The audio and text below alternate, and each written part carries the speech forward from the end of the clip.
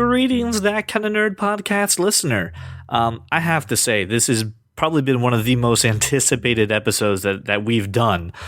We are interviewing author of the Pixar theory, John Negroni. We talked about the Pixar theory in episode 12, and we did a mediocre job explaining it. And afterwards, John actually reached out to us and said, hey, thanks for talking about it. And we were like, hey, how about you come on our show and show us how it's really done? So John was gracious enough to offer up an hour plus of his time to talk about Pixar and nerdom. So we also want to make sure that we can support John as a big thank you for taking the time out of his day to come talk to us. So, simple things. Go to johnnegroni.com. A link will be in our show notes. So you can read about Pixar, some reviews that he's done, and he also has this wonderful podcast called Now Conspiring, where he and a group of his friends talk about art, about nerd culture, about movies. It's a lot of fun. It's a lot of entertaining. They have a question of the week every week. Definitely fun to go ahead and be part of the show. So go find Now Conspiring on iTunes or on Stitcher. Again, links will be in the show notes. And the other way you can go ahead and show some love is to actually go ahead and buy the Pixar Theory book. It's really nice. It's very thorough, but not clinical. It's written very relaxed in the fact that you feel like you're talking to your friend who's explaining you this theory. So it's quite simple. Just go to slimbooks.com/Pixar Theory. That's slimbooks.com/Pixar Theory and pick up your copy. A digital copy is $7, but if you're old-fashioned, you like old pen and you like paper, it's only $1 more, $8 for a physical version of the book. So again, thank you to John Negroni for taking the time out of his busy day to talk to us, and I'm really excited to bring this episode to you. So without further ado, on with the show. Welcome, everybody, to a very special episode of the That Kind of Nerd podcast. Right now, it's just Brian and I. Josh, unfortunately, cannot join us for this episode. But don't get sad, because we actually have author and Pixar fanatic John Negroni, author of the Pixar Theory, joining us today. We had actually talked about the Pixar Theory in episode 12. We were so enamored with it that we had to have the opportunity to get John on and give him the opportunity to help explain it better to you guys. So thank you, John, so much for joining us. It's an absolute pleasure to have you here. It's cool to be here. Happy to talk with you guys. I know you had a third, and he heard I was coming and kind of decided not to show up. That's cool though. That sounds about Josh's nature. He saw you were going to outshine him, so he decided to bail out. Yeah, that's fine. That's not true. So, John, why don't you just tell us a little bit about you, so that way people who maybe haven't heard of you or aren't really familiar with what we're talking about, which can just for have an shame idea about you. if you haven't heard of John. Oh gosh. Yeah, sure. So I live in the Bay Area. I'm a copywriter, and I also write fiction and short fiction, and I have a website, johnnegroni.com. So if you haven't heard of me, you definitely haven't heard of my website, I think. But I guess my claim to fame is the Pixar Theory. I wrote this blog article a few years ago about how all the Pixar movies are put together, or they share a universe. And yeah, I guess that's how most people know me. I also play the ukulele. Not a lot of people know that I do that, so... Nice. Yeah. That's awesome. Yeah, I have like a couple sitting in my room right now, and you write all day, play some music at night. You guys get it. I don't have the musical talent in my body at all, unfortunately. You're the sound guy, right?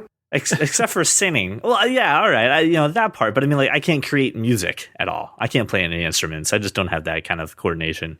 There's not going to be like a that kind of nerd band or anything, Ooh, we could if it were the game Rock Band, I could do that. You're a copywriter. Stop giving us great ideas. Sure, you need a line or something. I got you. Now we have to give you a royalty fee every time we go ahead and do something now with that kind of nerd band. Sure. My guitar will be in the shape of, it'll just say TKON. And that'll be it. Yeah, not like the shape of the guitar, and then I'll figure out the logistics after that. Wait, I'm sorry. You want the shape of the guitar to be in the shape of TKON? Yeah, why not? I think go to work. Trademark, bro. Yeah.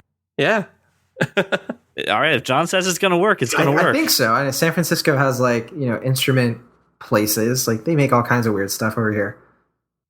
See, problem solved. We moved to San Francisco, CJ. Where are you guys? I actually don't know this. Oh, yeah, we're based out of Pennsylvania, actually. Which is nothing like San Francisco. Absolutely nothing like I it. hear it's like the same though, but okay, sure. Yeah, right, yeah. Pennsylvania and San Francisco, we both get the same amount of snow, right? That's how... I think you guys have like actual seasons, and Yes. yeah, we don't get any of that. So enjoy your your leaves. Seasons are overrated, John. Don't worry.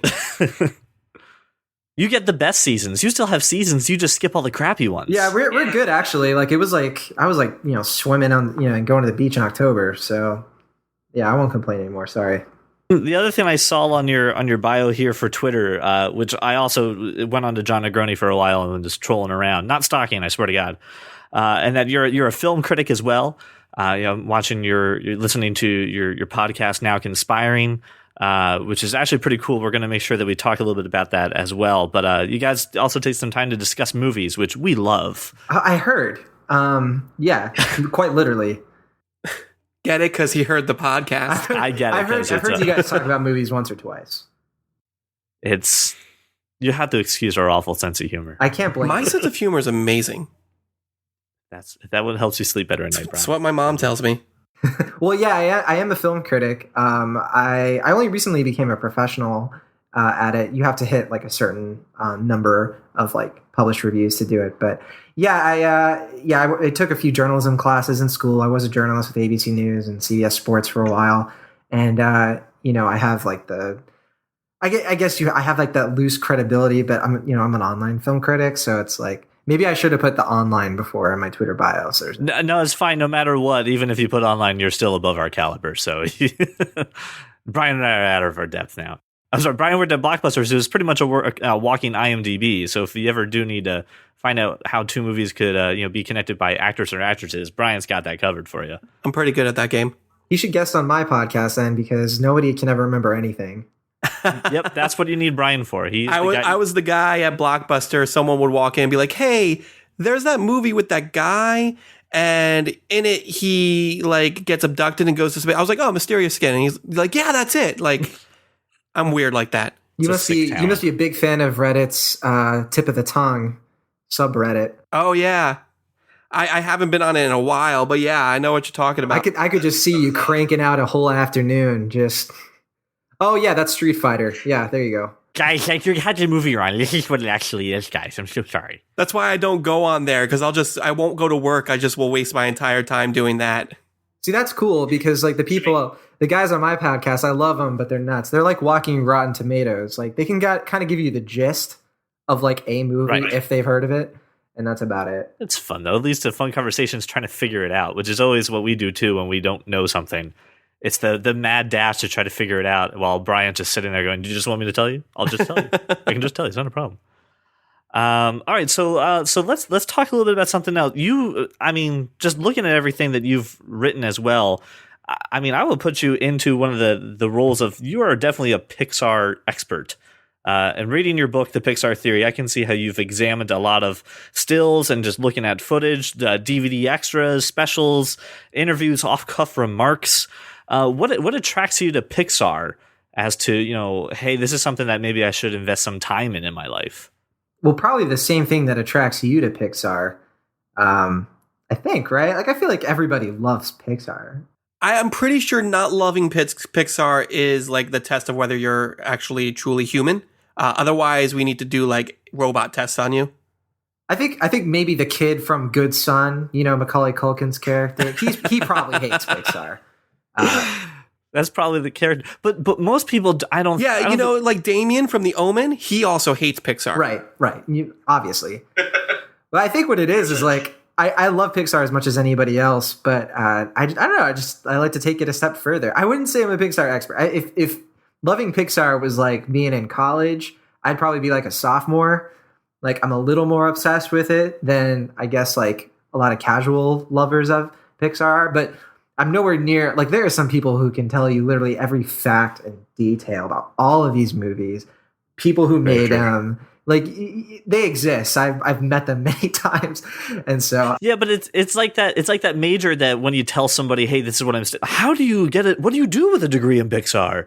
And then you write a book like the Pixar Theory. I get people are taking college classes and using my book like as part of like people are doing book reports on it in like accredited universities, and it's wild.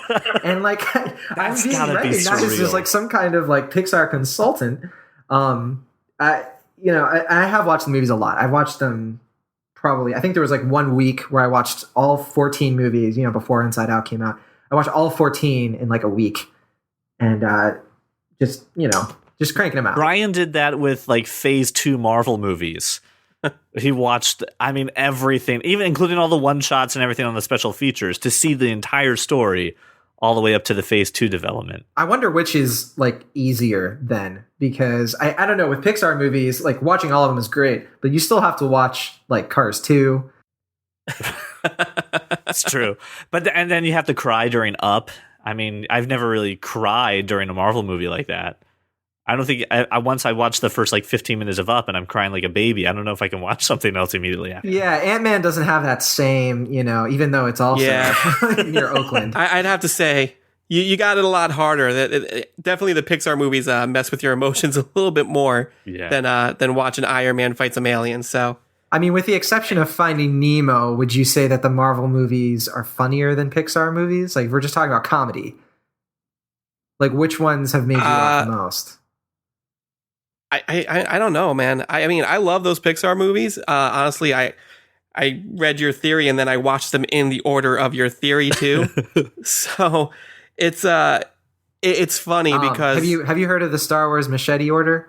Either of you guys? Yes. Right. So like, we have. If there's a way to watch Star Wars in like a cool kind of order, is there a name for this with all the Pixar movies? Right? Like, I don't know. Like, what word is this? I would say it's the Pixar. I would say it would be the Pixar theory order. Oh man, that's a lot I think of words. you also get the right to keep. Oh, you want something cooler than that? Maybe like Pizza Planet order or something. I don't know. Ooh, yeah, that works. I like Pizza Planet. I like the Pizza Planet order. That's it. Pizza really resonates with people too. I don't know why the other one's called Machete Order. That just does not. It's the website. The website is Machete Order, and it tells you what episodes you can cut out, like you would cut it with a machete. See, but with Pixar, you don't have to cut anything out. It's more of like it's all Cars too. It's string order, because you're tying all these movies together with string and observing them or something. Yeah. Oh, that works too. Yeah, it's sort of. So, John, seriously, how many times did you have to watch them though? I'm reading your book and I've seen things that I'm like, I don't even think I saw that on my third or fourth viewing. Well, I'm like very egotistical, so I'm looking at my book right now, and yeah, I'm right with you. I don't know where I came up with some of this stuff, but yeah, a lot of times to answer your question, it took me a year to write the theory, like before it was a book, and I think I watched them all about like I don't know, 12 times each, something like that, and then since I've written the book, I had to double that, so it's like. Jeez. I've watched each movie probably 50 times, with the exception of Cars. Nice. No, that's a lot of hours. I'm not saying that I retained all of it. I really didn't. I couldn't. I couldn't just sit there. I would take notes and stuff, but eventually it all starts to bleed together. Do you guys ever hear about those dudes on that podcast where they watch Grown Ups 2 for like 52 weeks straight? Yes. Right. So, I actually have not heard about this. Yeah. Please explain it to Brian. Yeah. Right. Well, yeah, I pretty much descended into madness like those guys. Like any movie will do that to you. I think Pixar movies, you won't like, it's not that bad, but after a while, you start to overlook everything. So too much of anything can start making you go a little crazy. Well, we know a little bit about how many times you had to watch Pixar, and we've been talking about the Pixar theory itself. So I kind of want to dive into this. And if you listened, so did you listen to the episode where I know you left a comment. How far into that episode did you get with us when we talked about? I don't remember where I left off. I don't think I listened to the whole thing. That's okay. I think I don't remember, to be totally honest. You guys just kind of talked about. I've listened more intently on when you were talking about Inside Out, to be totally honest. I thought that was fascinating. I want to definitely talk about. Well, hang on. Can we just pause? I just got called fascinating. It's awesome. Yes, you did. Thank you, John. You're welcome. Yeah, you've done Brian, to prove that. Brian needs constant reassurance in his life. That's how he works.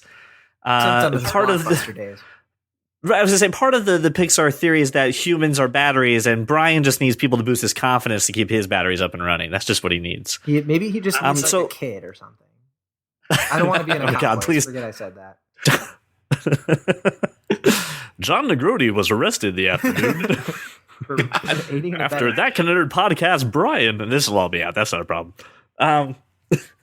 So we had talked about the theory, and I know we talked about Inside Out, but I mean, honestly, after I listened to that episode and just while we were talking, this is such a complex thing, at least for us, because it was something that we'd seen about a couple times. We didn't do a whole lot of in-depth research about it, but we were just so fascinated with it that I think when we explained it, we kind of did an injustice. So I'm sure you get asked this a million times, but I'd love to kind of go into the Pixar theory with you and kind of explain it better to our listeners than anything that we could have possibly have done. Sure. For the rec, you guys, I totally had no. I wasn't like offended or anything. I actually like I felt like, man, I could have done a much better job, making this thing easier to follow.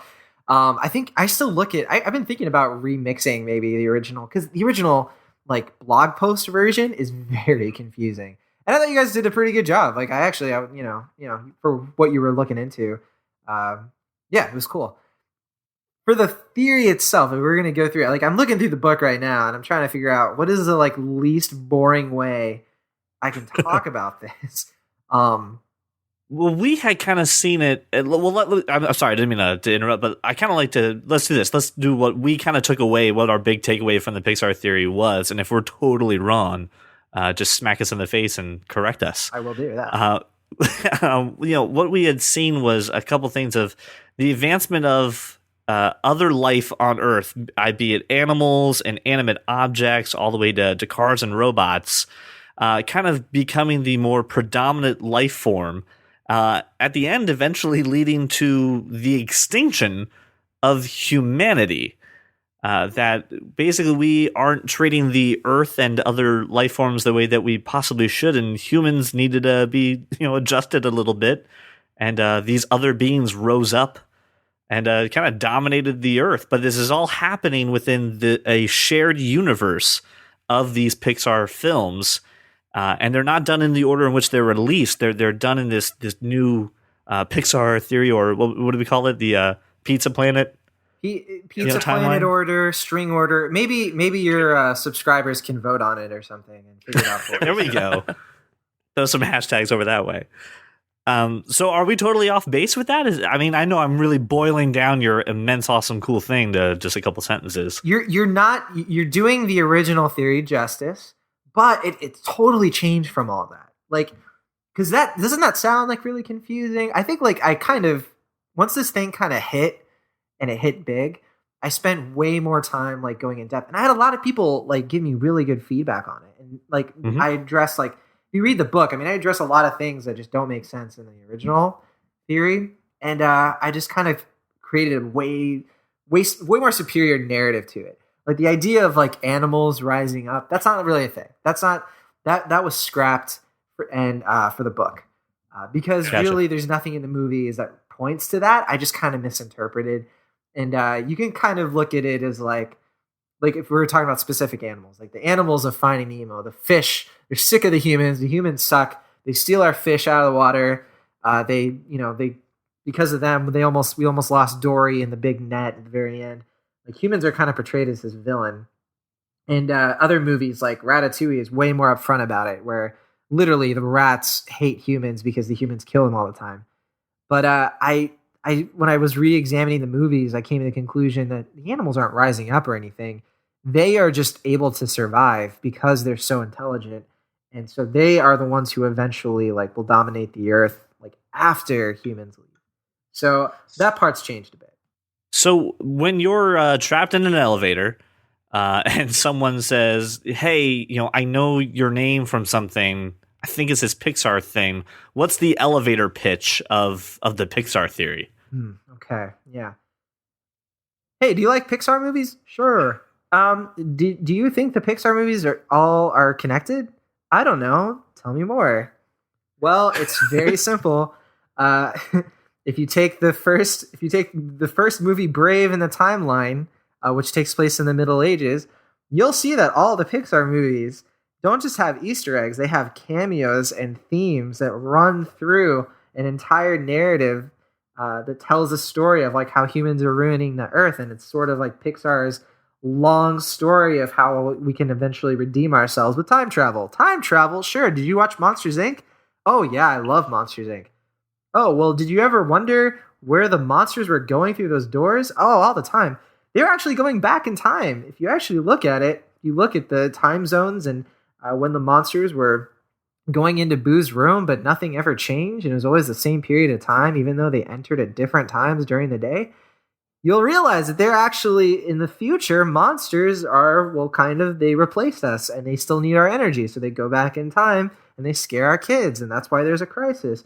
Holy cow! But what does this all mean? Well, it's simple. Boo from that timeline is actually the witch from Brave, because she travels back to the past in order to find a bear, and we know this because she thinks Sully is a bear. His last moment with her is giving her a teddy bear, and there's a carving of him in the witch's workshop. And she's obsessed with doors, and she uses doors in the same way that they do with Monsters, Inc. This is crazy. I need to know more, but my elevator's stopping. Oh, no problem. I mean, there's a lot more to this. There's how the machines post Incredibles use AI to insert themselves into our toys to harvest energy from us. There's the story of how the cars actually roamed the earth during the hundreds of years before WALL-E. WALL-E's in this too. That's a Pixar movie. What about Big Hero 6? Not a Pixar movie. Neither is Ants, Meet the Robinsons, Frozen, Over the Hedge. All of those movies. Those are not okay. Those aren't Pixar movies. And then then there's Inside Out, which you could I don't know. Did you guys read anything about the second part of the Pixar theory? The second part? The Pixar detective stuff? No. So it's called the Pixar Theory Part 2. I wrote it when Inside Out came out, and that's like how Inside Out fits into the theory. So I didn't see that. Okay.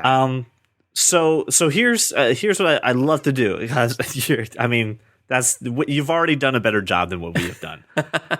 So I kind of want to go over the order of these movies, and I mean, you don't have to go into great detail, but just kind of, because I know I had some questions, some other people had kind of sent me some questions as well as to what's going on. So this theory starts out in Brave.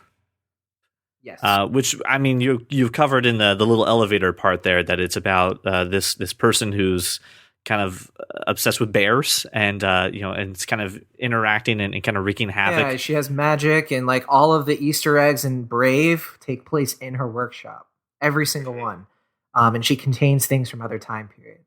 And then after Brave, hundreds of years later, you have The Incredibles, which is in the 1950s and the 1960s. Everyone loves The Incredibles because it's like this cool mashup of James Bond and superheroes.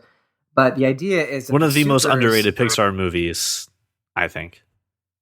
I hope not. That's probably my favorite Pixar movie out of all of them is Incredibles. It tops a lot of lists. It's great. That and Finding Nemo are usually at the top, along with Toy Story. But yeah, so Incredibles, part of what I get into in my book is there's a lot of clues that the supers were actually, they got their powers from the government. They were used as like spies for World War II. And this is an alternate history where World War II wasn't fought.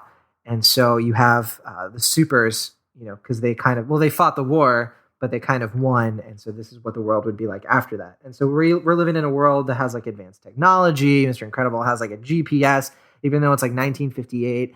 And it ends, as you know, with the Omni droid, with this artificial intelligence being defeated by the supers.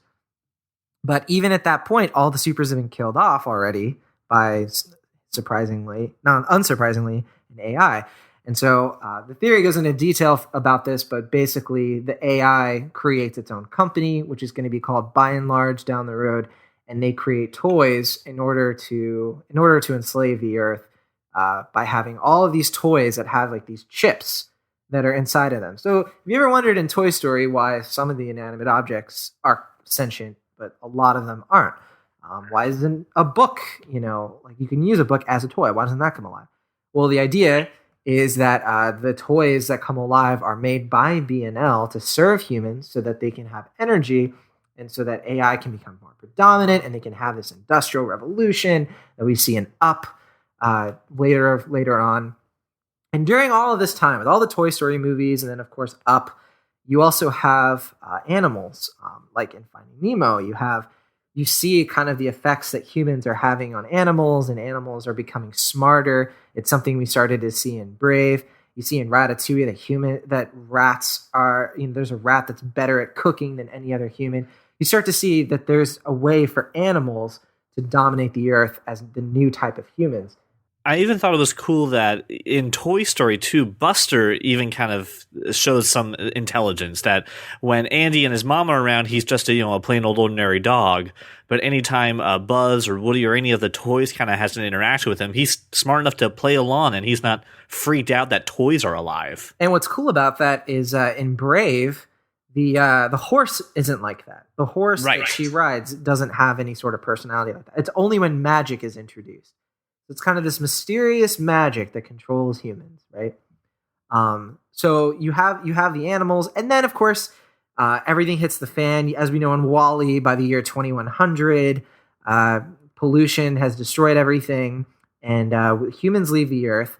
And while they're gone, the cars are left behind, and the cars are sort of like toys too, in a way, aren't they?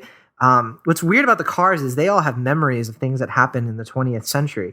But it doesn't seem like they actually existed in that time because the younger cars come from like a different time period. It doesn't really add up unless the idea is that the cars are the way they are because they think that they're humans. So they basically take on the personality of the people who owned them. People love their cars so much that the cars come alive. Of course, obviously they're going to die out because, as we find out in Cars 2, there's not enough resources to sustain them. The Earth has been cleaned because we know that in 2105, Operation Cleanup started. They didn't evacuate the entire planet until 5 years later, which is when it was slated to be completed. So most of the world was cleaned, except maybe that one city we see in WALL-E. No other cities at all are mentioned or seen.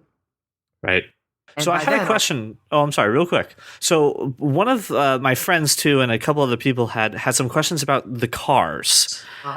So throughout the Pixar theory in the book, we kind of learned that humans are kind of the fuel for this world a bit for some of these inanimate objects. The reason why the toys with the chips from Toy Story have such life is because they need to be played with. Their need to be played with is kind of what gives them the energy that when they're threatened to be locked away or put in the attic, that's the death to them because they're not getting played with. They're not getting the energy. So far I'm right on that part, right? I want to make sure I'm on the same page for that. Okay. And one thing to consider, though, is that they're not necessarily afraid of the attic. They're willing to live in the attic because apparently that's not a death. A death sentence would be going into storage because the chances of being played with once you're in storage is just non-existent. Gotcha.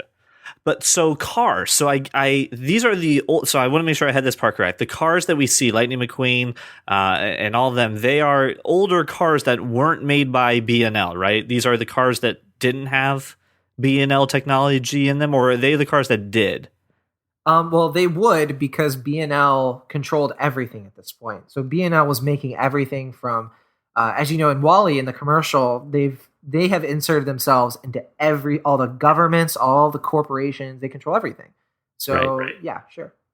So is it that the impression and the love that we have for our automobiles and just how much time we spend in them and the joy and like all the emotions that we experience within our cars, is that what's kind of like a shadow or a halo that is left on the cars, that's why they're able to be sentient, that's why they're able to exist even though humans aren't actively there anymore, not giving them that energy? It's that coupled with the fact that there were 200 billion people on Earth before they were evacuated. And I have a feeling that you're good. I have a feeling that I think what's implied in the movie is that it was messy at first. That's why they left. They couldn't come back because the air was beyond toxicity levels. And it's sort of implied in the movie that that's because the incinerators they use to burn all the garbage basically ruined the atmosphere. It started causing all those sandstorms, and yeah, I think that if you couple that with the fact that the cars, if you have 200 billion people, you have a lot of cars. You have a lot of people loving their cars. They're going to last for a while. I think you can argue that we don't know how long the cars would be on there, but I wouldn't assume it would be hundreds of years because, as we know, they run on fuel. But in order for them to have like their personalities, like you're saying, I mean, they probably wouldn't last longer than maybe 100 years or something like that. Yeah, because I'm thinking like even big life moments. I mean, everything from high school to bringing my daughter home. That's all in my car, and that's like a very cherished thing that I still have my car from high school, believe it or not. So I can definitely understand that, having those emotions and having that energy to kind of give the car some life even after I'm gone can really kind of last for you. So that was a question that some people had, because I think Up took place from like 2011 2016-ish time frame. I think it's around 2007. I thought Up was. Oh, you're right 2007. Right, the same year as Toy Story 3, which was released in 2010, but I think that's where my brain is 2007 maybe. Flipping things around. And then Cars takes place in what year? How far into the future from Up is Cars? Cars is going to have to be at least 110 to 150, years later. So it's going to have to be at least 100 years all the way to 2110. And then in the aftermath of all of that, I have a feeling that, the things like the sandstorms and kind of the wreckage that the world is in isn't really that existent when humans leave because everything has been cleaned up. I think that they're able to still live on this planet, even though we don't see animals because they can't really survive. But we do see things like cars and like what's left of the world. And yeah, I think seeing the world through their eyes, it kind of makes sense. Like, why they have like a Jay Leno car, a Jimi Hendrix car and stuff like that. Because, well, they were the ones who owned that car. And so they're not around anymore. Right. But then just like you said, too, the fact that now we have, cars running, as the main dominant species on the planet, that's really not sustainable. It's just not something that you can keep up at that point. And I like the fact that, and in the book, and this is the cool part I liked about your book, I kind of felt like I was having a conversation with somebody instead of just reading like some kind of clinical essay. You're just like, I'm going to have to overlap Cars and WALL-E for a little bit. Stick with me. I swear this is going to make sense to you. Stick with it. So that leads us to the events of WALL-E at that point. Right. Yeah. It's almost impossible not to overlap the two. Right. Yeah, no. And I thought it was done really well because I was like, all right, cool. I understand why these two things have to go side by side to do it. Brian, right, you've been a little quiet. Are you still with us? Oh, I'm still with you. I'm just taking it all in. I'm enjoying the ride. Remember when I said Brian needs affection and love in order to kind of run? You're listening really well. I'm active listening, as I learned in school. I'm seeing that you're a big Arkham Asylum, Arkham City fan. Oh gosh, yeah.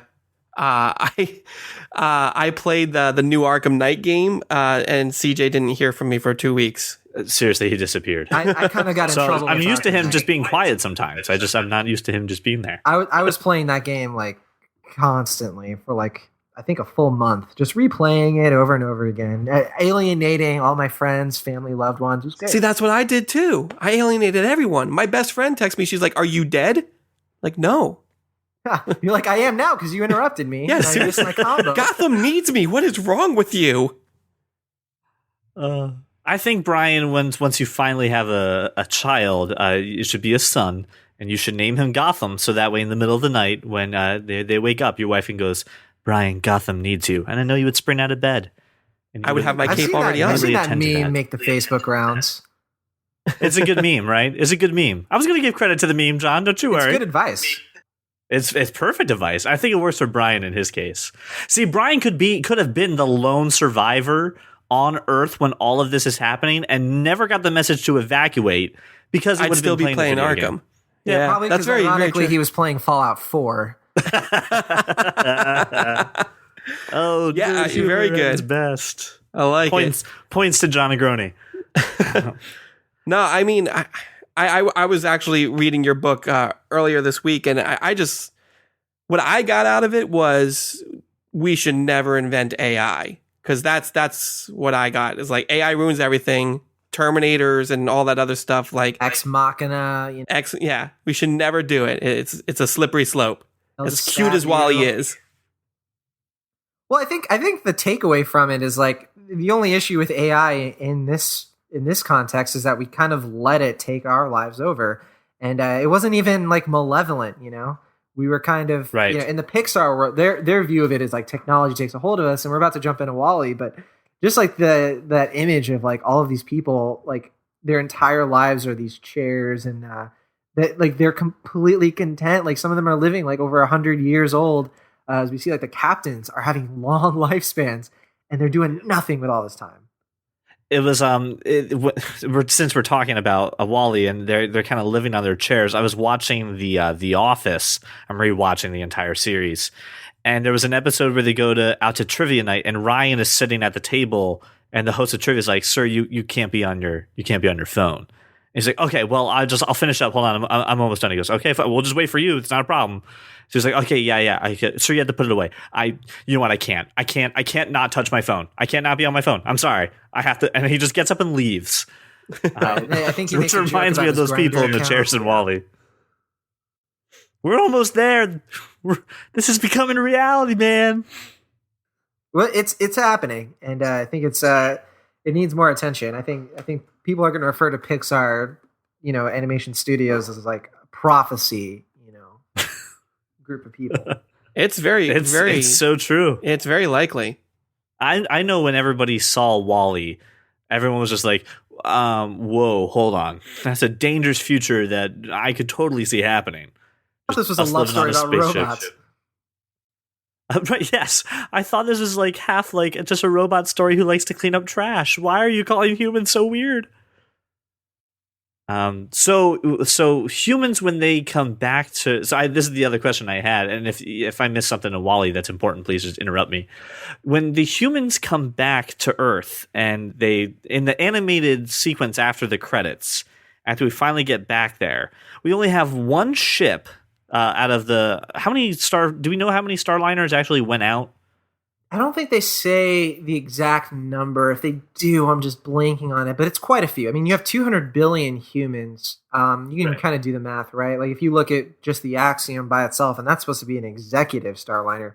I mean, that's probably only like thousands. You could maybe argue that there's more than what we see on the deck. Like maybe there's a few million. But I mean, that even if there's just a billion, you have to. I mean, that's still a quarter. Like that's still a fraction of the population. Right. Unless like the humans just all kind of died. Are we going there? So, well, that was my thing for this is like when they come back in the animated sequence, they plant the boot with the plant inside of it, and now all the animals are coming back. There's squirrels and fish and other things. They start rebuilding the society. But when we get to A Bug's Life, which is the next film within the cycle here, we see no signs of humans. I think the only reference to a human really that we see in that movie is a bug that says that he had his wings pulled off by a human. So that's sort of, arguing that there just aren't very many humans at all. Or they don't have any sort of influence whatsoever on the affairs of the animals. Yeah, because when Flick's about to leave and he's going out, someone kind of tells him that, hey, there's snakes and birds and bigger bugs out there, and not a darn mention of a human being, like at all. Like, and no also there's just the compelling evidence of that bird. That bird is dumb, and but the insects aren't. You know, and another thing that's kind of weird about it is the only animal we ever see in the Cars movie is a bird. The only animal we see in Wall-E is a roach or a cockroach. Mm-hmm. And what are the only animals we see in A Bug's Life? Birds and cockroaches. Birds and bugs. So I know that this was kind of another question, a gap that some people had too. In between A Bug's Life, because right after A Bug's Life is Monsters U, where we get to the time traveling monsters. What do you think? What do you think happened to the humans? Where did we go? We brought a big liner back, and then we're never seen of again until we're in the past. Actually, Monsters Inc. sheds a lot of light on this. I think in the book that was one of my favorite things to write about. Was what must have happened with the humans, as they resettled the Earth, right? Because you have limited resources. You have vegetation that's sturdy enough, as we see in Wall-E, to survive space, for a few seconds. Because he holds the boot out in the middle of a vacuum. And it's okay. The boot's special boot. Well, I mean, it's implied to be sturdy. I mean, in the Cars movies, there's still trees and grass and even water. It's just a lot sturdier, apparently. By and large, may be evil, but at least they make a good shoe. They do, yeah. I'm sorry. Go ahead. I'm derailing again. But I think that with A Bug's Life. Sorry, I think I lost my. Oh yeah, sorry, monsters. Yeah, where did humans go? Starting to merge together.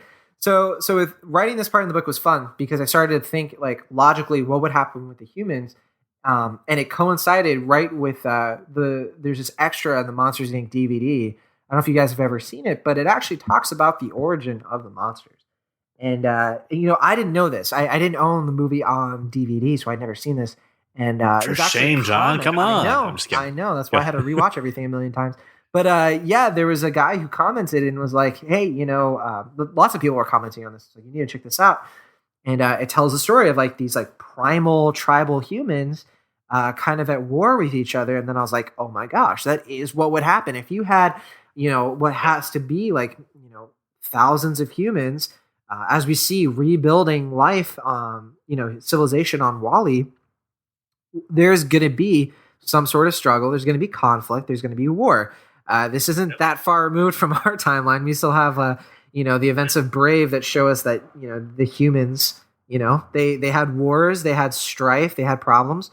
And what we see in the Monster Origins DVD is that there's a group of these humans who basically they commune with animals. They go to this island, they eat this special magical fruit, and they start to take on the characteristics of the animals that ate them, and they become the monsters. And Pixar science is Pixar science. So there's a lot of interpretations of this. There are people who say that no, the humans were just wiped out. I think in my original theory, that's what I argued. I was like, there's no way they could really survive long term. Eventually, the animals are smarter than the humans by now. Because we saw that in Ratatouille and Finding Nemo. They become the monsters and so on.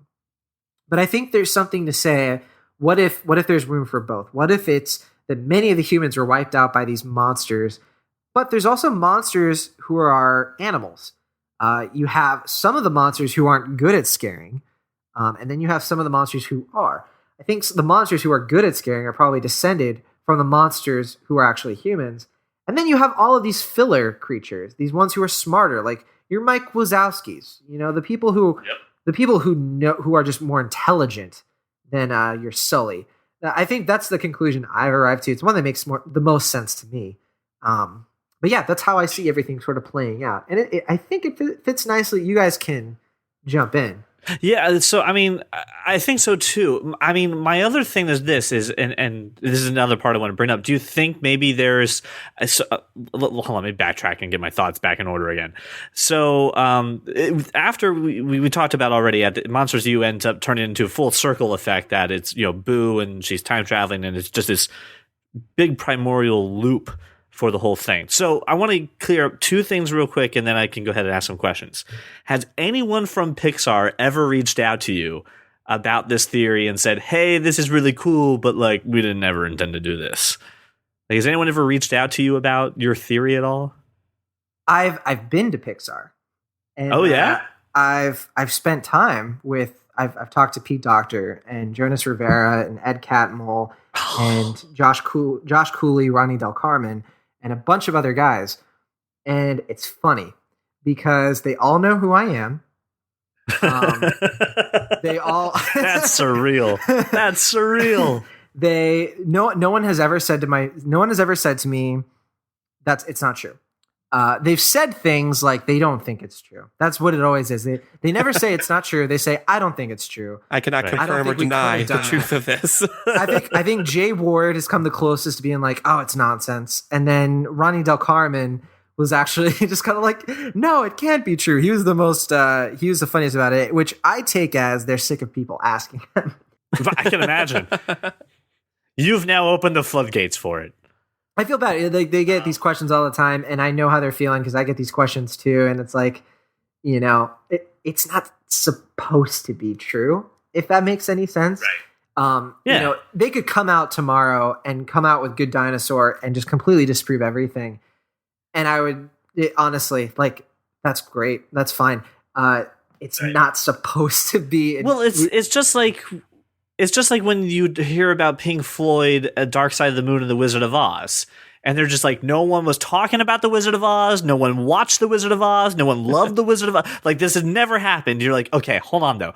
This sinks to the second. Like, it's way too, like, oh, it just so happens to not have some kind of connection at some point. Isn't it sort of a Pixar thing to have such a happy symphonic accident? That's how I view it. I don't think it's intentional. I think a lot of people who work on these movies do holistically try to make these movies fit within the same, basically deliver on the same themes, deliver on the same style aesthetic that gets people to come back for purely marketing reasons. I think it's possible that they do this because anything's possible. I don't think it's likely that they're all sitting in a room trying to come up with ways to make sure these movies fit. Guys, we need a picture that connects in between A Bug's Life and Monsters U. All right, who's got it? My desk by 5. But no, that's not. I need the extinction of humanities, but with a Pixar twist that's happy. That people need to be happy the humans are gone.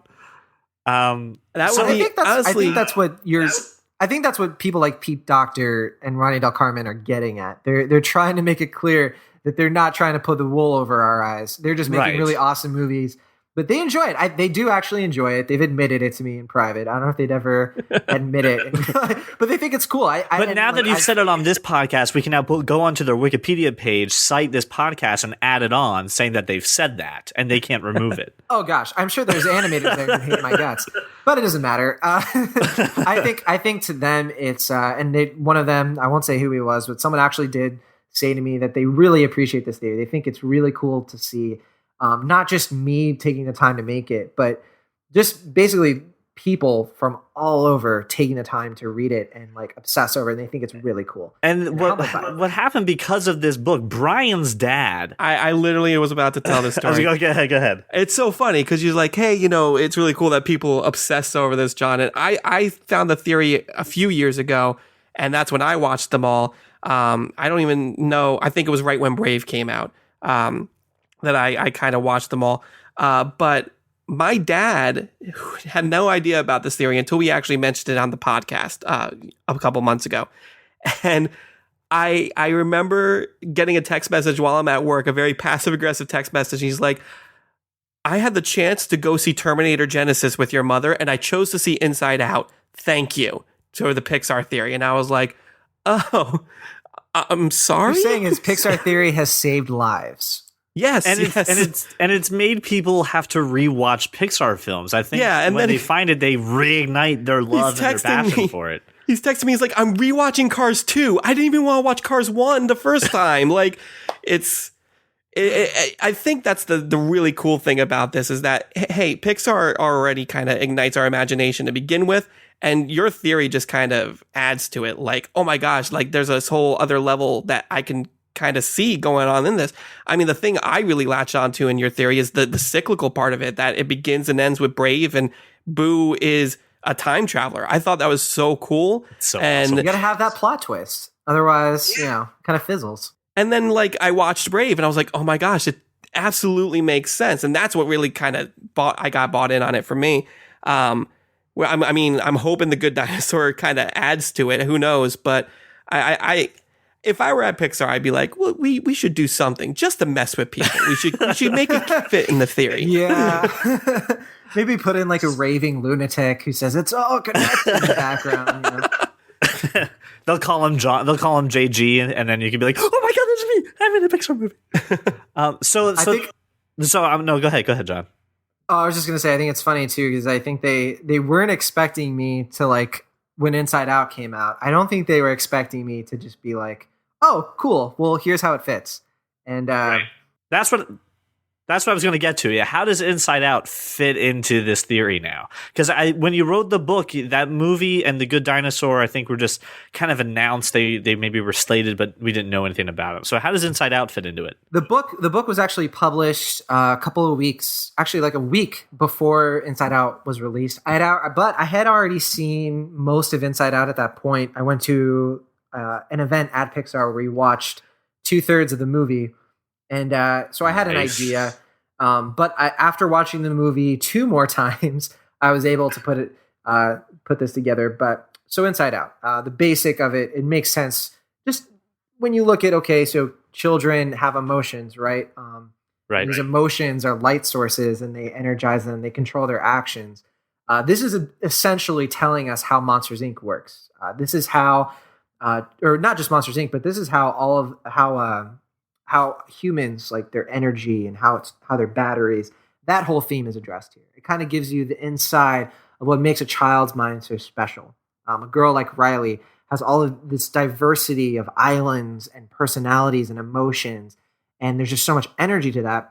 When you compare that to like her parents, who are kind of like everyone's the same, it's monochronistic. It's it's just masculine versions of the same emotions, which Josh absolutely hated. Our co-host hated that part, by the way. I think some people took umbrage to that. I personally didn't mind. I think Pete Docter's argument was, well, they just wanted Riley to have emotions that were relatable. And so you didn't want to have just all female emotions. Like, she's a bit of a tomboy. But so there's that whole aspect of it that you can kind of dig into. There's also things like you see the cloud from Partly Cloudy, and you see in San Francisco, Tri-County, which is where Toy Story takes place.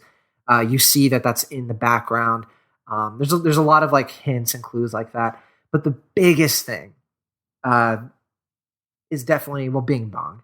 So Bing Bong is her imaginary friend, right? Full of life. He's funny. His whole thing when she was 3, he made her laugh all the time.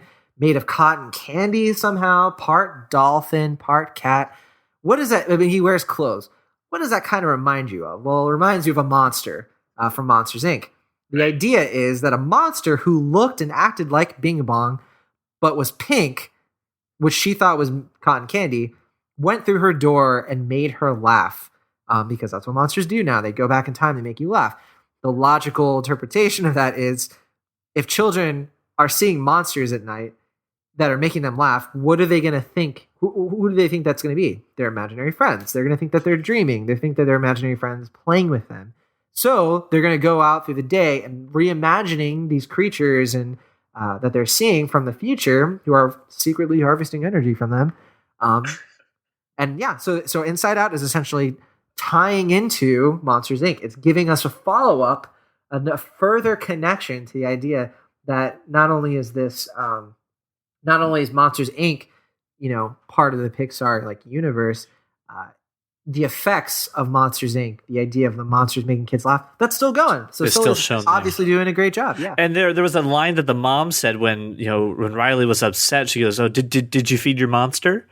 And she's like, "Yeah." And it was like nonchalantly mentioning these monsters, and no one was terrified or laughed extremely hard about it. It was just like a matter of fact part of life. So that was the other part. The other thing that we had, and the other thing that we had hypothesized about this, is that we don't really know what Riley's dad is doing, but they relocated to this California-esque location, and we don't know what his job is. So our question was, do you think that Riley's dad went to work for By and Large? Do you think Go ahead. I do not. Because we see that on his shirt, the company he works for is called Brang. Which the creators of the movie actually admit outright. They have no idea what he does. It's just some kind of typical San Francisco startup that they're mocking. And they don't intend it to be like anything like...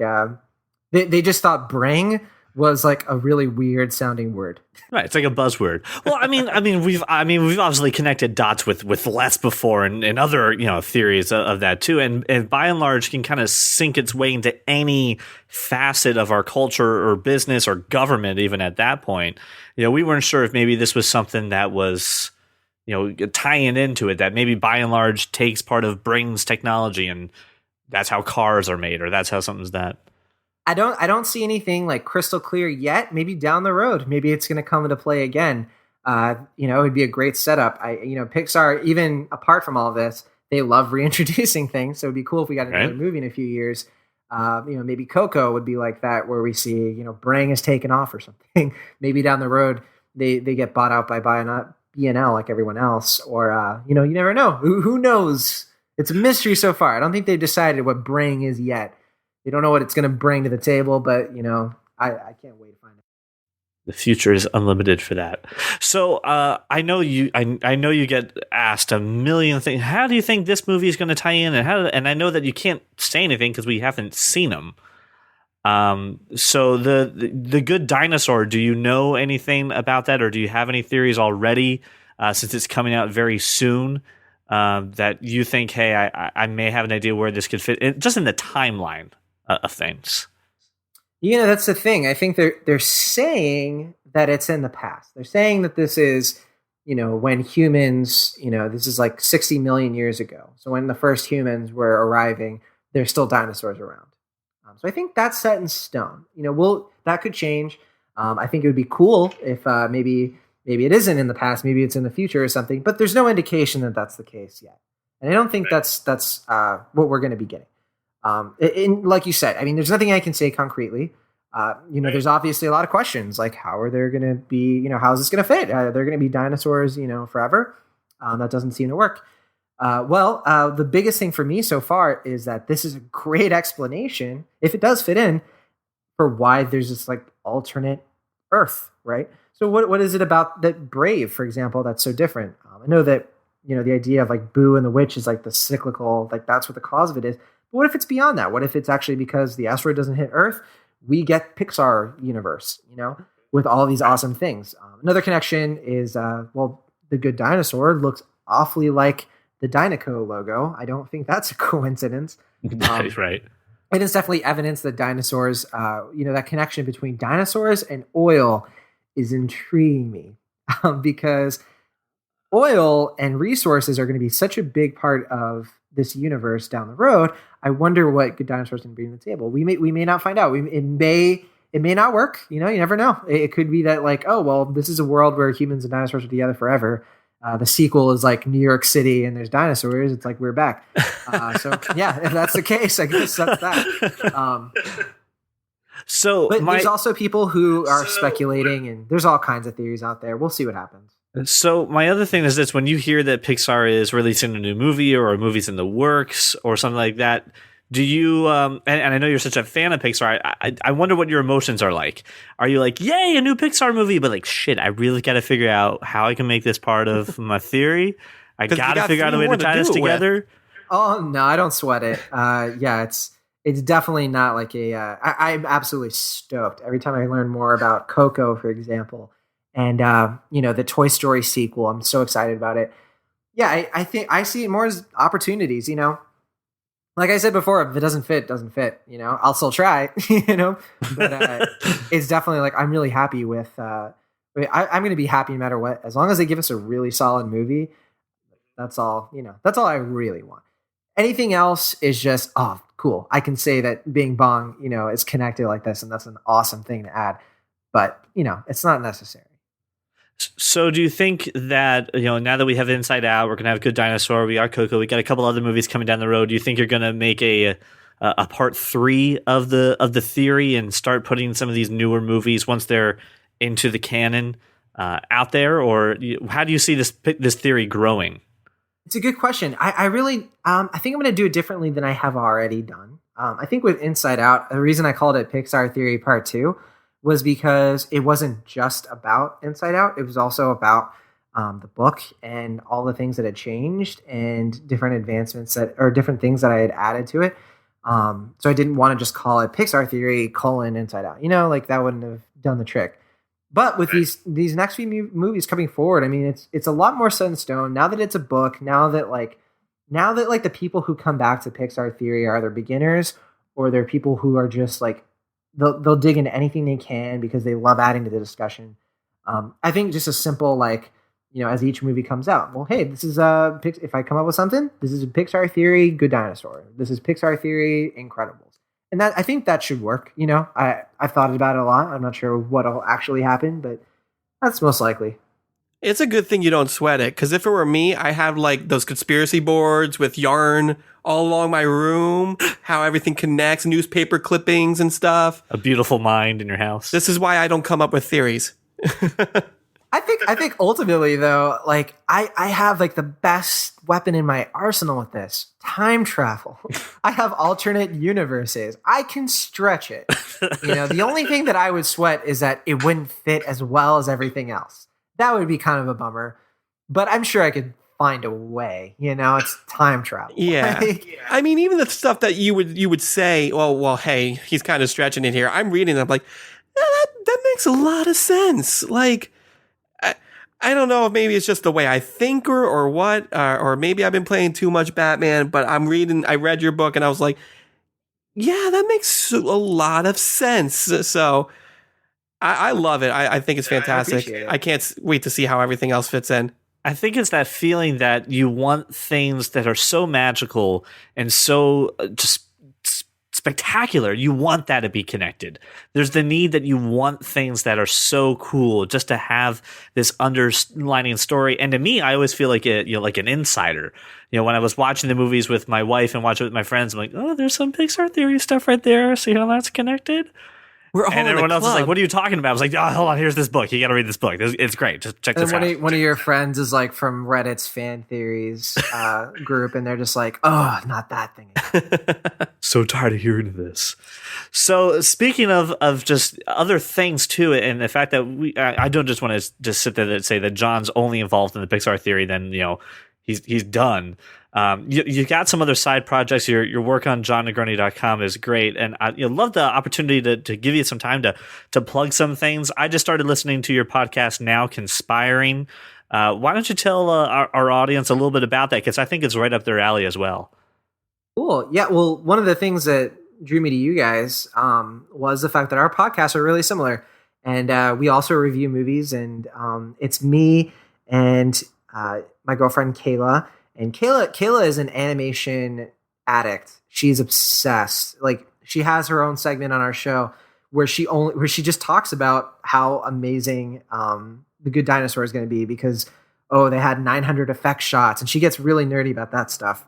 Then we have this guy Adonis, who he's actually a writer for a few websites, and he's obsessed with just nostalgia. Like, he's this guy, like, you can relate to him in a second, because he really loves like the older TV shows, big nostalgia critic fan. Like, he's always making jokes about things that go over our head. And but he's also current too, and he's kind of our punching bag. We make fun of him all the time, and our commenters love hashtagging him to death. He once described a like movie that he wants to make, and it was exactly the plot to Kick-Ass 3. To this day, 9 months later, people are still making fun of him for it in the comments. Oh man, we have one more person who's a regular, Maria, and she has a YouTube channel, and she just has like such a like, yeah, that's what I think of this movie. Like, anyone can kind of like have common ground with her. She's kind of like a contrarian sometimes. Like, sometimes when we're fanboying, she's just kind of like, well, hold on, it wasn't that great. Plus, she's in love with Tom Hardy, so that's kind of our team. She should be excited for that new Legend movie. Then it's Tom Hardy times 2. I know, like it's going to be a hard episode to record, because she's like, her connection's going to go out all the time, because she's just flipping her computer around.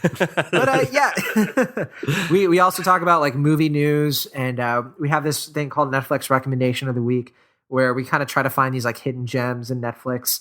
And yeah, I think the big thing we really do, like, that really like we were having the most fun with, is we have a question of the week. And that's like our main segment. And we ask our fans like every week. We'll read all their comments from the week before. And that's the most fun thing we do, because we have some really, really fun like people in our community. And we're always getting new people. And it's fun because they come in and they're like, hey, I'm new to the podcast. And then we roast them like the next a week later. Yeah, we ask things like, hey, like what's your favorite prequel? Or what do you think is like the least awful Star Wars prequel? Or what is your favorite young adult book movie, or what is, I think our last one was, what is the last movie you would want to see before you die? Like sometimes it gets kind of dark, but yeah, it's fine. We do stuff like that, and that's kind of our setup. We come out with new episodes every Sunday at 9 a.m. Pacific. So there will be a link in our show notes for Now Conspiring. Please, I know you guys are absolutely going to love it. And I mean, you guys, you're selling yourselves a little short, and you're being very modest. I mean, you guys have great backgrounds in these subjects. The animation stuff is, I mean, no joke. The amount of talent that your girlfriend has is just spectacular, and then the writing chops that you guys have. Don't sell yourself short. So you guys are up there, and I was listening to it going, okay, we need to do some of what John and his crew are doing. We need to get to the next level stuff. So go check out. I'll be Now sure Conspiring. to not tell them you said that. I'm sorry, what was that? I said I'll be sure to not tell them you said that. Yeah, please don't blow their egos up. Please don't keep them grounded, keep them rooted. Remember, I'm used to dealing with Brian, where I need to pump him up, and I need to make him feel good, and we need to remind him that, and all the ladies that are out there, that even though that he lives with the cats to male ratio is very low. Really, so it's still an inviting environment. For people to do that now, over. really? It has to be every episode. The Cats the musical? Is that what you No, like the animal cats. I live with a roommate who has 2 cats. The ongoing joke is that the cat to male ratio in my apartment is extremely low, and I'm afraid that they're going to kill me one day. And we're that just might happen. And we're just trying to invite any females who are interested or who like Brian, that it's safe to come to his house, because the cats, they're not that really, you can't really tell that they're there. The male ratio is just I am currently working on like the dog collar from Up, so I can actually talk to the cats, find out what they're planning. Speaking of, do you guys know what you're going to be for Halloween yet? Yes. I am dressing up as Matt Smith's doctor from Doctor Who. My wife is going to be Amy Pond from The Silence, so she got check marks on her, and then my 2-year-old daughter is going to be a Dalek.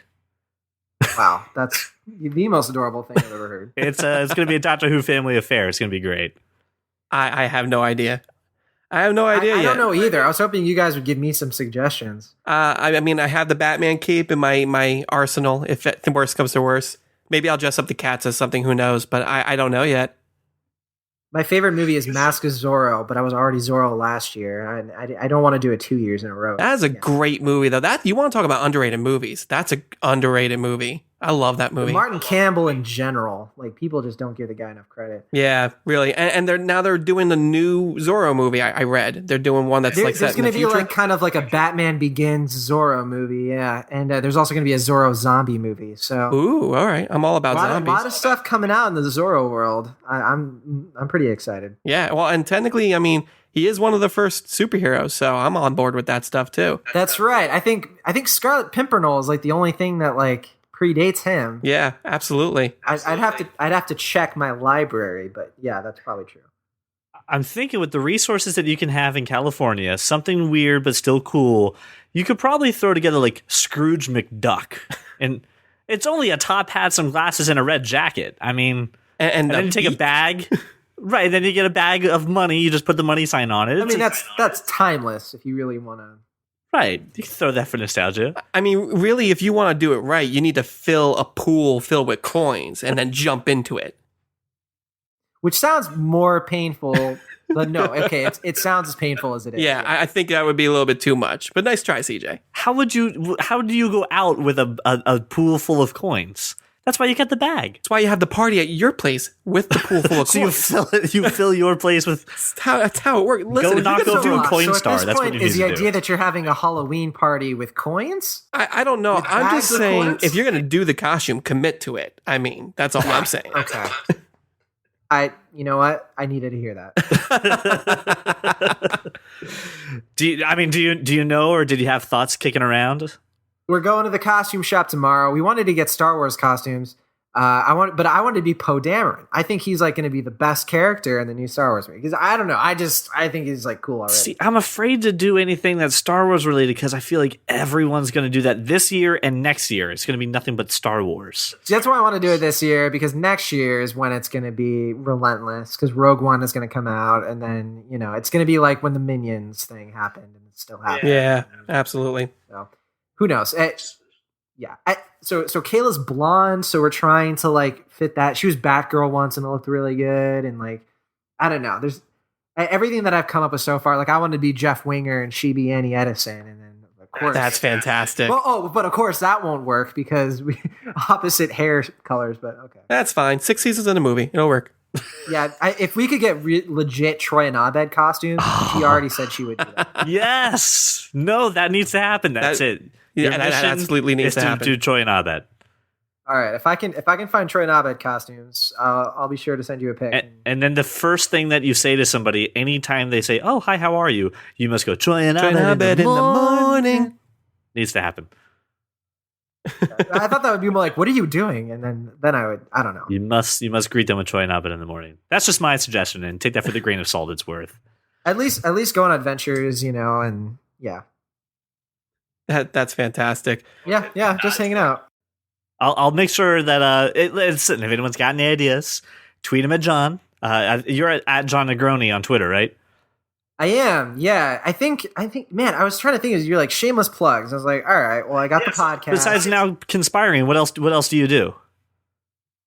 Well, I do film reviews too. If you go to johnnegroni.com, I do reviews every week, and yeah, you can subscribe. I guess it's just. I don't know. If you're obsessed with movies as much as I am, then you'll find value in them. I also have this thing called a 2015 movie power rankings list. It's a banner in my website. Not a banner. It's like a tile on the right sidebar. And what I've done is, so I've seen 65 new movies this year so far. And that's out of roughly 200 to 300 movies that have come out. And so if you go to this list, you can see how I've ranked everything because I've reviewed and given them all letter grades. You can see like what my top is. And you can see also like I have two lists. One that's all mine, 65 as of today, and there's another list that's like over 200, and it includes reviews that aren't from me, but people have helped me rank them because they saw the movies that I didn't see, and they're like colored gray. So you can check that out. I just think it's cool. There's no reason to plug it. It does nothing really. Except I'm looking at it now. I'm looking at it right now. It's phenomenal. And I'm actually really saying maybe I should see It Follows, because if he thinks it's good, maybe I should watch it. It Follows is my favorite movie of the year, followed by Mad Max Fury Road. And the only two movies I've given an A+. I've given 3 movies an F. And that would be Hitman Agent 47, Paranormal Activity, the new one, and Strange Magic. Oh, word. I mean, I hope you guys have not seen that. Nah, I honestly, I've never been a huge horror movie guy, but It Follows intrigued me. And when you said Mad Max, I'm like, yeah, on point. I thought that movie was amazing. I think there's some people who are trying to come on the other side and be like, hey guys, I think we were loving Mad Max a little too much. Maybe it's not this perfect movie you all think it is. Tell them to go away, first of all, because I've never sat through an action movie in a movie theater and just had so many aspects of my personality engaged like that. It just completely, it's a standout for sure. And yeah. I mean, I know I was really weary of that film when it first came out. I was one of the naysayers going, this is an unnecessary movie. Yeah, remember I was arguing. Yeah, I gotta watch Pitch Perfect too. We were arguing about this like the month before it came out. I'm like, dude, trust me, it's gonna be good. And I saw it and I was like, I felt vindicated because I was like, I was right. This was awesome. Right. That was so wrong. Once I saw the trailer in theaters, and it's to this day, it's one of my favorite movie trailers of all time. If you watch it in a theater, just the way that it just looked flawless. I was sold. And also, I went to go see that movie with somebody who used to be on our podcast. He still comes on every once in a while, but he loves all the Mad Max movies. He was like our film buff. He's seen all of the classics, everything. He's seen tons and tons of movies. And he saw all the Mad Max films, and he didn't enjoy it as much. It was very strange. That's strange. It was kind of underwhelmed. It was weird. Well, hopefully, because I just read that they're supposed to be doing another one, that there's another Mad Max in the works. So hopefully he'll like that one. Maybe if it's called Furiosa 7.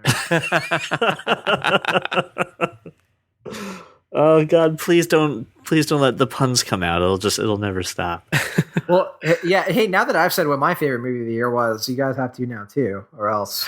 I'm hoping mine is still. By the time we air this episode, I've already seen it, but I'm really intrigued as to what Steve Jobs is going to be. I won't shut up about this damn thing. I read several books, watched a couple documentaries on Steve Jobs in the last couple months, Where are you at with Aaron Sorkin?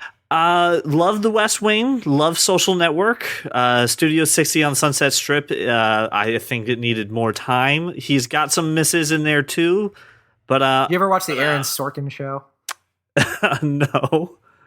That was a fun thing. Yeah. Well, you know what? If you're a fan of Aaron Sorkin, you're gonna love this. It's the most Aaron Sorkin movie since. That's Social Aaron Network. Sorkin. Yeah. Yeah, I gave it an A-, and I don't think it's as good as The Social Network. But as far as movies that are well made, it's up there. From the cinematography to Fassbender's performance, it's definitely a contender for Best Actor, Best Actress. I don't know about Best Picture. Maybe Best Picture. I think I just saw Beast of No Nation, and I'm really thinking that's gonna. That's the Netflix movie, right? Yeah, and it released, alongside all the theater chains. I forget the guy who made it, but the guy who made it, he directed it, wrote it. I can't pronounce his name is the problem, but this was his movie. This was his passion project. And if you watch that, I don't know if you guys have seen it yet. You absolutely should if you have a Netflix account. It's stunning from beginning to end. One of the best films I've ever seen addressing the civil wars in Africa. And of course, Idris Elba. But yeah, I mean, just that there too. All right, so I've got some things to kick around and some things to consider. And Brian, was yours going to be? Let's see, Insidious Chapter 3? Oh no! I just thought of the most random. Although I think Insidious was actually one of the only horror movies I've seen in a long time. Now I actually, if I'm going to rank them, I think, and something that was really underrated especially this summer, I love Tomorrowland. I thought it was amazing with George Clooney. You know what? I like Tomorrowland too. I'm glad to hear that from someone else. Yeah, well, I mean, it was one of those movies. You got done with it and you just felt good and you felt like you wanted to go create something or do something new. And movies don't really do that often, except for like the Pixar stuff.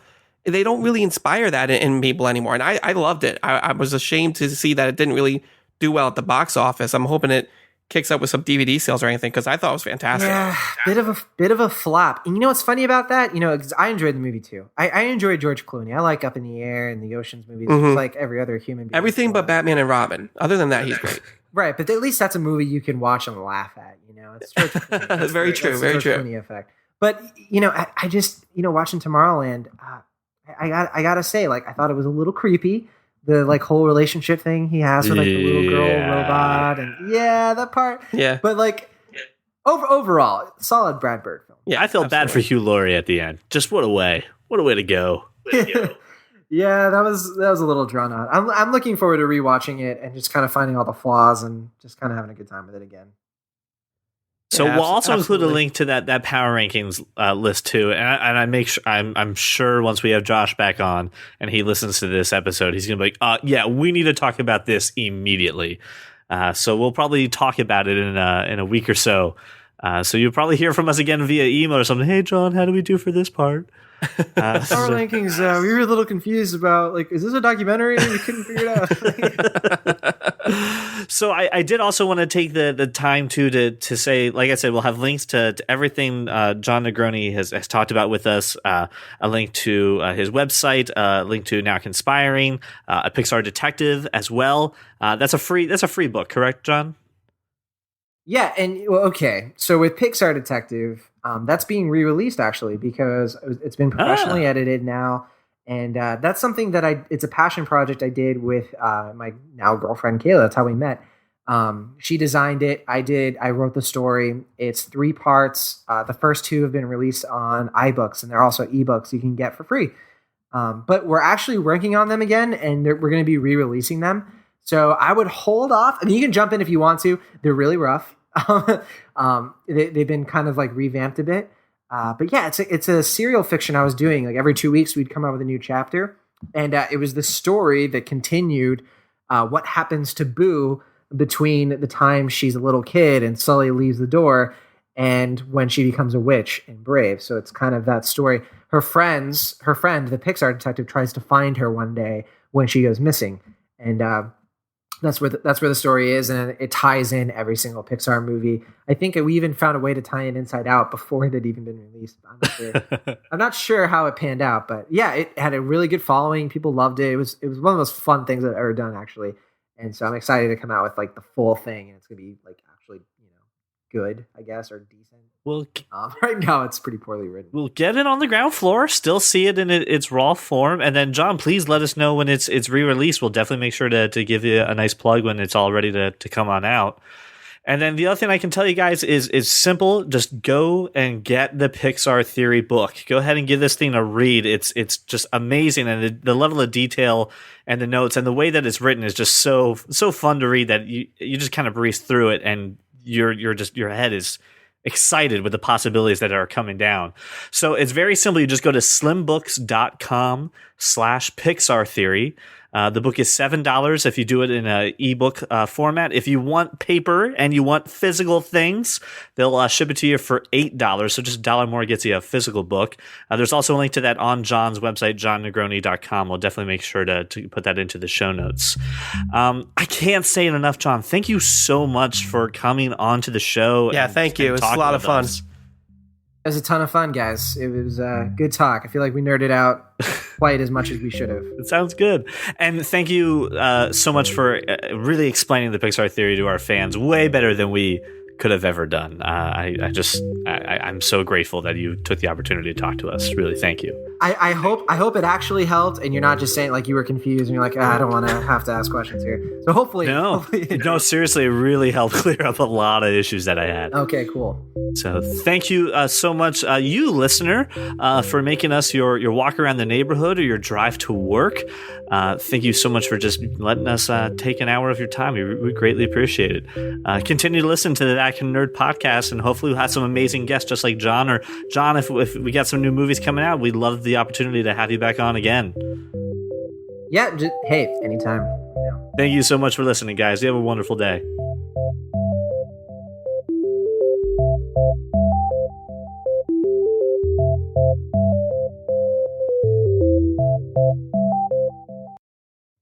By and large, may be evil, but at least they make a good shoe.